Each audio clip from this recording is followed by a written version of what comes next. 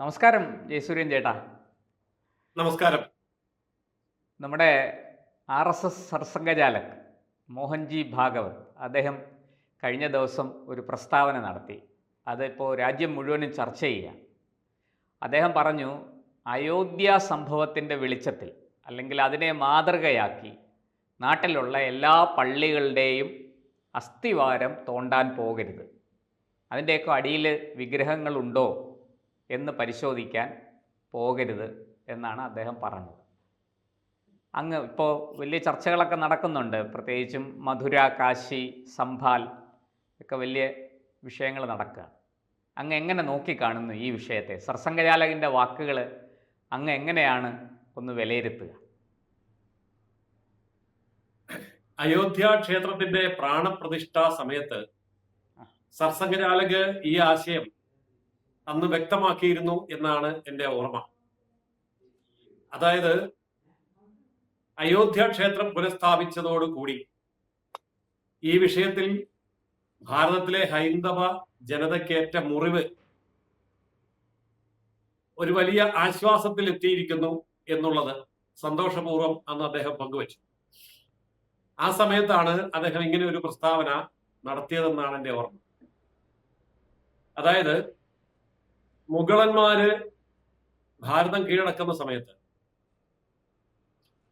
ഒരു ജനതയെ ഏറ്റവും എളുപ്പത്തിൽ കീഴടക്കാനുള്ള മാർഗം എന്നുള്ള നിലയിൽ അവരുടെ ആരാധനാലയങ്ങൾ തകർത്ത് കളയുകയും അതേ സ്ഥാനത്ത് തങ്ങളുടെ ആരാധനാലയങ്ങൾ പണിതുയർത്തുകയും ചെയ്യുക എന്നുള്ളത് ഒരു മുഗള ശൈലി തന്നെ ആയിരുന്നു എന്ന് ചരിത്രത്തിൽ നമുക്കറിയാം.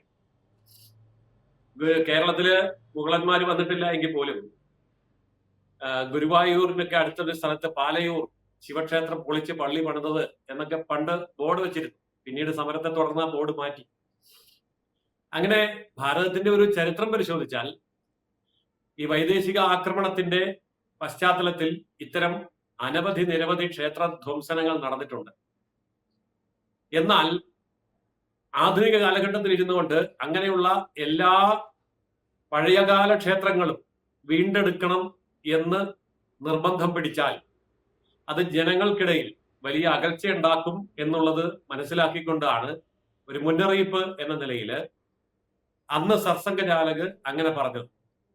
അതായത് ഇതുപോലെ എല്ലാ പള്ളികളുടെയും കീഴിൽ ക്ഷേത്രാവശിഷ്ടങ്ങൾ ഉണ്ടോ എന്ന് അന്വേഷിച്ചിറങ്ങിയാൽ അതിന് മാത്രമേ പിന്നെ സമയം ഉണ്ടാവുള്ളൂ.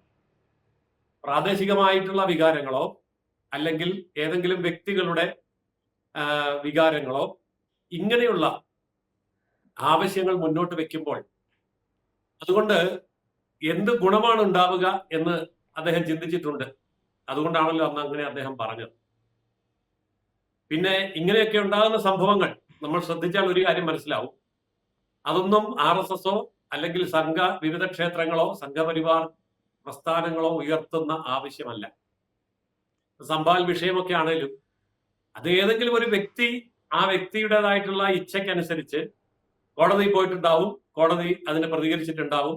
അങ്ങനെയൊക്കെയുള്ള നടപടികൾ അതിനെ തുടർന്ന് നടന്നാൽ അതിന്റെ ഉത്തരവാദിത്വം RSSനോ സംഘപരിവാറിനോ ഒരിക്കലും നമുക്ക് ആരോപിക്കാൻ സാധ്യമല്ല. കാരണം സർസംഘചാലക് എന്നുള്ള നിലയിൽ അദ്ദേഹം വ്യക്തമാക്കി, ഇതോടെ ഇങ്ങനെയുള്ള കാര്യങ്ങൾ അവസാനിക്കണം, സമാധാനപരമായ സൗഹാർദ്ദപരമായ അന്തരീക്ഷത്തിലേക്ക് രാജ്യം തിരികെ എത്തണം, അതിന് അയോധ്യ ക്ഷേത്രത്തിന്റെ പുനർനിർമ്മാണവും പ്രാണപ്രതിഷ്ഠയും ഒരു നല്ല വഴിത്തിരിവാകണം എന്ന രീതിയിലാണ് സർസംഘചാലക് അന്ന് അങ്ങനെ ഒരു പ്രസ്താവന നടത്തിയത് എന്നാണ് എൻ്റെ വിശ്വാസം. തീർച്ചയായിട്ടും അങ്ങ് പറഞ്ഞത് ചരിത്രത്തിൻ്റെ ഭാഗമായി നമ്മുടെ ഈ നടന്നു കഴിഞ്ഞ സംഭവത്തെക്കുറിച്ചാണ്. എനിക്കൊരു കാര്യം അതിൽ ചോദിക്കാനുണ്ട്. ഈ രഥയാത്ര, നമ്മുടെ സാക്ഷാൽ LK അദ്വാനി രഥയാത്ര നടത്തിയിരുന്ന കാലത്ത് അയോധ്യ പ്രക്ഷോഭം കൊടുമ്പിരിക്കൊണ്ടിരിക്കുകയാണ്. അന്ന് പൊതുവെ BJP അല്ലെങ്കിൽ സംഘപരിവാർ, വിശ്വ ഹിന്ദു പരിഷത്ത് ഒക്കെ മുന്നോട്ട് വെച്ചത് അയോധ്യ, മധുര, കാശി ഇത് ഞങ്ങൾക്ക് തിരിച്ചു തരണം. ഏതാണ്ട് 30,000-നും 40,000-നും ഒക്കെ അപ്പുറത്തേക്ക് ക്ഷേത്രങ്ങൾ തകർത്ത്, അല്ലെങ്കിൽ അതിലും കൂടുതൽ ക്ഷേത്രങ്ങൾ തകർത്താണ് മുഗൾ ഭരണം ഇവിടെ കൊടികുത്തിയത്. അവർ പള്ളികൾ നിർമ്മിച്ചത്. പക്ഷെ ഞങ്ങൾ അതൊന്നും ചോദിക്കുന്നില്ല. ഈ 3 ഞങ്ങൾക്ക് തിരിച്ചു തന്നേക്കൂ, ഞങ്ങൾ അതുകൊണ്ട് തൃപ്തരായിക്കൊള്ളാം എന്നാണ്. ഇപ്പോൾ സർസംഘചാലക് ഇതൊക്കെ പറഞ്ഞപ്പോഴും ഈ മധുരയും കാശിയും വിവാദമായി വ്യവഹാരങ്ങളിൽ പെട്ട് നിൽക്കുകയാണ്. സംഭാൽ മറ്റൊരു വശത്തുണ്ട്. എന്താണ് മധുരയുടെയും കാശിയുടെയും കാര്യത്തിലുള്ള നിലപാട്? അല്ല, ഇങ്ങനെയുള്ള എല്ലാ കാര്യങ്ങളിലും ആത്യന്തികമായിട്ടുള്ള ഒരു നിലപാടാണല്ലോ അന്ന് അദ്ദേഹം പറഞ്ഞത്. അതില് ഇനി നമ്മള് തലനാരിയുടെ കീറി പോസ്റ്റ്മോർട്ടം നടത്തി ഓരോന്നിനെ ചികഞ്ഞെടുത്ത് പുറത്തു കൊണ്ടുവന്നാൽ അതുകൊണ്ട് ഉണ്ടാകുന്ന നേട്ടമാണോ കോട്ടമാണോ വലുത് എന്നും രാഷ്ട്രത്തിനും ഇവിടുത്തെ ജനതയ്ക്കും ഏതാണ് ഏറ്റവും അഭികാമ്യമെന്നും ചിന്തിച്ചതിന്റെ അടിസ്ഥാനത്തിലാണല്ലോ സർസംഘചാലക് അങ്ങനെ പറഞ്ഞത്. അതുകൊണ്ട് അദ്ദേഹം പറഞ്ഞത് ഒരു മഹത്തായ ത്യാഗമാണ്. വസ്തുതകൾ എന്താണ് എന്നെല്ലാവർക്കും അറിയാം, സത്യം എന്താണ് എന്നെല്ലാവർക്കും അറിയാം. അതിന്റെ തെളിവുകൾ അന്വേഷിച്ച് ചെന്നാൽ ഇപ്പോൾ താങ്കൾ പറഞ്ഞതുപോലെ തന്നെ 30,000-ഓ 40,000-ഓ അവശിഷ്ടങ്ങൾ കൊണ്ട് തെളിയിക്കാനും സാധിക്കും. ഇതൊക്കെ പണ്ട് ക്ഷേത്രമായിരുന്നു എന്ന് തെളിയിക്കാൻ സാധിക്കും. എന്തിനേറെ പറയുന്നു, കുത്തപ്പിനാറ് കാണാൻ പോയ സമയത്ത് ഞാൻ 300-ലധികം ഫോട്ടോകൾ എടുത്ത് ഇന്ന് ഓർക്കുന്നു. അതായത് ക്ഷേത്രാവശിഷ്ടമാണ് എന്ന് കൃത്യമായി തെളിയുന്ന 300-ലധികം ഫോട്ടോസ് അന്ന് ഞാൻ എടുത്ത് ഓർക്കുന്നു. നമുക്ക് ആർക്ക് പോയാലും നേരിട്ട് കാണാൻ പറ്റും. അങ്ങനെയൊക്കെ അവിടെ ഉണ്ട്, ശരിയാണ്. പഴയ കാലഘട്ടത്തിൽ അങ്ങനെ ചെയ്തിരുന്നു എന്നുള്ളതും സത്യമാണ്.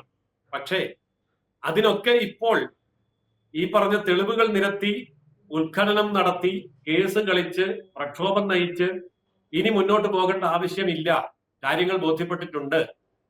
അതിന്റെ ഒരു പരിസമാപ്തി എന്നുള്ള നിലയിൽ അയോധ്യ ക്ഷേത്ര പ്രാണപ്രതിഷ്ഠയോടുകൂടി ആ വിഷയം അവസാനിപ്പിക്കണം എന്നുള്ളതാണ് RSS സർസംഘചാലക് പറഞ്ഞതിന്റെ അർത്ഥം. തീർച്ചയായിട്ടും. പക്ഷേ ഈ മധുരയുടെയും കാശിയുടെയും കാര്യത്തിൽ ഇപ്പോൾ കോടതിയിൽ കേസുകൾ നടക്കുകയാണ്. സുപ്രീം കോടതി ഇടപെട്ടിട്ടുണ്ട്. പല പള്ളികളുടെയും അവശിഷ്ടങ്ങൾ ക്ഷേത്രം തകർത്തത് ആണ്, അല്ലെങ്കിൽ ആ ക്ഷേത്രം തകർത്ത ആ അവശിഷ്ടങ്ങൾ കൊണ്ട് പള്ളി നിർമ്മിച്ചതായി, മസ്ജിദ് നിർമ്മിച്ചതായിട്ടൊക്കെ പറഞ്ഞ് പലരും പല ആവശ്യങ്ങളും തിരിച്ചു വേണം എന്ന് പറഞ്ഞു വരുന്നു. അതിൻ്റെ കേസ് ഇപ്പം പല കോടതികളിലും നടക്കുന്നു. അപ്പോൾ സുപ്രീം കോടതി അതിന്മേലൊരു ഉത്തരവിട്ടു, ഇത് സ്റ്റേ ചെയ്തു. ഇക്കാര്യത്തിൽ കൂടുതൽ അങ്ങേക്കറിയാമല്ലോ, 91-ലെ ആ നിയമം, വർഷിപ്പ് ആക്ട്, അത് ഇപ്പോൾ അത് നിലനിൽക്കുമോ, അതിൻ്റെ റിലവൻസ് എന്താണ് എന്നൊക്കെ കോടതി പരിശോധിച്ചുകൊണ്ടിരിക്കുകയാണ്. പക്ഷേ ഈ കാര്യങ്ങൾ ഇന്ന് ഇന്ത്യയിൽ ഉണർന്നു വന്നിരിക്കുന്ന ഒരു ഹിന്ദു വോട്ട് ബാങ്ക്, അല്ലെങ്കിൽ ഒരു ഹിന്ദുത്വ സംസ്കാരമെന്നോ സനാതന ധർമ്മചിന്തയെന്നോ ഒക്കെ നമ്മൾ പറയുന്ന ആ ഒരു അതിൻ്റെ ഒരു ഉണർവിൽ ഇതിനെ നമുക്ക് അങ്ങനെ ഈ പറയുന്നത് പോലെ ഒരു ത്യാഗം കൊണ്ടും ക്ഷമ കൊണ്ടുമൊക്കെ പിടിച്ചു നിർത്താൻ സാധിക്കുമോ? അതോ അത് വലിയ തോതിൽ വർദ്ധിത വീര്യത്തോടെ ഇത് പുരോഗമിക്കുമോ, ഇത് വർദ്ധിക്കുമോ എന്നുള്ളതാണ് ചോദ്യം. അല്ല, ഇത് അങ്ങനെ വർദ്ധിത വീര്യത്തോടെ ഉയർത്തിക്കൊണ്ടുവന്ന് രാഷ്ട്രീയ നേട്ടമുണ്ടാക്കാൻ ഉദ്ദേശിക്കുന്നില്ല എന്ന് അസന്നിഗ്ധമായി അദ്ദേഹം പ്രഖ്യാപിച്ചു കഴിഞ്ഞാൽ പിന്നീട് അതിനെ വീണ്ടും അങ്ങനെ ഉയർത്തിക്കൊണ്ട് വരണമെന്ന് വാശി പിടിക്കുന്നത് ആരു തന്നെയാണെങ്കിലും അത് ഭാരതത്തിന്റെ ശാന്തിക്കും സമാധാനത്തിനും അനുയോജ്യമാവില്ല എന്നാണല്ലോ അദ്ദേഹത്തിന്റെ വാക്കുകളിൽ നിന്ന് വ്യക്തമാകും. പിന്നെ കോടതി ഇക്കാര്യത്തിൽ ഇടപെട്ടു എന്ന് പറയുമ്പോൾ എല്ലാ കാലത്തും കോടതിയുടെ തീരുമാനങ്ങളെ പൂർണ്ണമായി അംഗീകരിക്കുന്ന ഒരു നിലപാടാണ് RSSനും സംഘവിഹിത ക്ഷേത്രങ്ങൾക്കും എല്ലാം ഉള്ളത്. അതുകൊണ്ട് കോടതി നടപടികൾ മുന്നോട്ട് പോയിട്ടുണ്ട് എങ്കിൽ കോടതി ആ കാര്യത്തിൽ എടുക്കുന്ന ഏത് തീരുമാനത്തെയും അംഗീകരിക്കാൻ RSS തയ്യാറാകുമെന്ന കാര്യത്തിൽ ഒരു സംശയവും വേണ്ട. RSSന്റെ പ്രഖ്യാപിതമായ നിലപാട് അങ്ങനെ തന്നെയാണ്. തീർച്ചയായിട്ടും. എന്തായാലും ഈ രാജ്യത്ത് ശാന്തിയും സമാധാനവും നിലനിൽക്കുന്ന അന്തരീക്ഷം അതുണ്ടാകണമെന്ന് തന്നെയാണ് എല്ലാവരുടെയും താല്പര്യം. സർസംഘചാലക് വളരെ വ്യക്തമായിട്ട് അക്കാര്യം പറയുകയും ചെയ്തു. നമുക്ക് കോടതിയിൽ നടക്കുന്ന വ്യവഹാരങ്ങളിൽ എന്ത് തീരുമാനമുണ്ടാകും എന്ന് കാത്തിരിക്കാം. എന്തായാലും സമവായത്തിൻ്റെയും സമന്വയത്തിൻ്റെയും മാർഗം എല്ലാവരും സ്വീകരിക്കണം. അത് RSS മാത്രമല്ല, ഹിന്ദുക്കൾ മാത്രമല്ല, മുസ്ലിങ്ങൾ മാത്രമല്ല, എല്ലാ വിഭാഗവും. ഇതിനകത്ത് രാഷ്ട്രീയക്കാരോട് പ്രത്യേകിച്ച് പറയാനുള്ളത് ഇതിനെ രാഷ്ട്രീയ നേട്ടങ്ങൾക്കായിട്ട് ദയവായി നിങ്ങൾ ഉപയോഗിക്കരുതേ എന്നാണ്. RSS എടുത്തിരിക്കുന്ന ഏറ്റവും പക്വമായ, ഏറ്റവും സുന്ദരമായ, ഏറ്റവും രാഷ്ട്രത്തിൻ്റെ വികസനത്തെ സഹായിക്കുന്ന ഈ നിലപാടിനോട് നമുക്കെല്ലാവർക്കും യോജിക്കാം. സമന്വയത്തിൻ്റെയും ശാന്തിയുടെയും സമാധാനത്തിൻ്റെയും മാർഗത്തിലേക്ക് രാജ്യം കുതിച്ചുയരട്ടെ എന്ന് മാത്രമേ നമുക്ക് ഈ അവസരത്തിൽ പറയാനുള്ളൂ. കൂടുതൽ വാർത്തകളും വിശേഷങ്ങളും നിങ്ങളിലേക്ക് എത്താൻ ABC മലയാളം സബ്സ്ക്രൈബ് ചെയ്യുക, ബെൽബട്ടനും അമർത്തുക.